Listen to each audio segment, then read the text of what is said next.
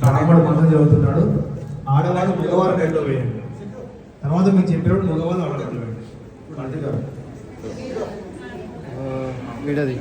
అయ్యా మొదట ఆడవారు మీ భర్త మెళ్ళలో వేయండి, తర్వాత మీ భార్య మెళ్ళలో మీరు వేయండి. మా ముందు ఆడవాళ్ళు వేయండి. ఓం పుష్పావతి ప్రచోదతి ఫలనేన ఫలావతాః అశ్వాయ సముద్రమే యో వా పుష్పం వేద పుష్పవాన్ ప్రజావాన్ పశువాన్ భవతి చంద్రమా వా పుష్పమో పుష్పవాన్ ప్రజావాన్ పశువాన్ భవతి.